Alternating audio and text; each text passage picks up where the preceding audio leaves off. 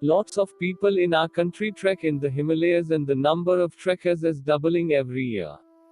For every trek or expedition, it is very important to study and prepare very well, as it is even more important to know what physical ailments can affect you at high altitude.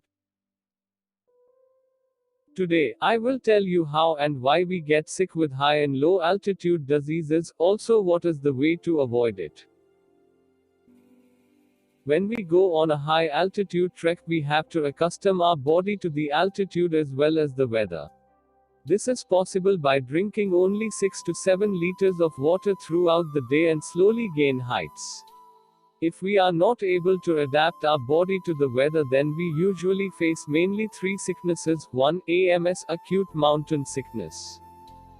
2. HAPE, high altitude pulmonary edema. 3. HACE, high altitude cerebral edema. Every trekkers and climber are familiar with the word AMS. High altitude headaches, nausea, fatigue, dizziness, trouble sleeping are the symptoms of AMS. Typically, 20% of people can be affected by AMS at an altitude of 6,000 feet and 40% of people at 10,000 feet. We know that the relationship between gaining height and the level of oxygen is inversely proportional. Hence, the main reason for AMS is to reach heights very quickly and stay there. As a result, our bodies cannot acclimatize with this environment. This causes headaches, nausea, fatigue, insomnia, and dizziness. If these symptoms are not cured by common medicine, then surely it is AMS. Then the person should be brought down quickly, otherwise the person develops HAP or HACE. High altitude cerebral edema, HACE, is a medical condition in which the brain swells with fluid because of the physiological effects of traveling to a high altitude. It generally appears in patients who have acute mountain sickness and involves disorientation, lethargy, and nausea among other symptoms. It occurs when the body fails to acclimatize while ascending to a high altitude. The symptoms of HACE are 1. Mental confusion. 2. Reverse answer to a simple question. 3. Loss of complete control of movement. 4. And if in doubt, ask him to go along.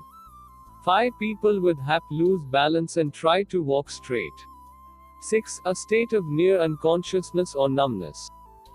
If someone has HAP, then these are the symptoms. 1. Dry bloody cough. 2. Very tired. 3. Difficulty breathing even at rest. Treatment AMS. 1. If you have mild symptoms, stay at the same height, get general treatment, and keep drinking water. 2. If the symptoms are reduced, you can get up. 3. Take paracetamol for headaches. If the headache persists for a long time, then go down. 4. And if you do not sleep, do not take sleeping pills by mistake, it will quickly increase the symptoms of AMS. HACE. 1. If someone has a HACE, take him down as soon as possible. 2. The person takes 250 mg of Diamox twice a day. 3. Dexamethasone day, 6 mg at the beginning, and 4 mg every 8 hours. 4. Take 2 to 4 liters of oxygen every minute. 5. Keep the patient in the hyperbaric chamber, Gamo bag HAP. 1. If you have mild and moderate symptoms, give rest, take oxygen.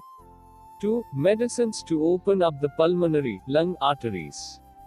3. Down quickly. 4. Use the hyperbaric chamber. Everyone should to know what kind of medicines are used for AMS, HAP and HACE from experienced doctors.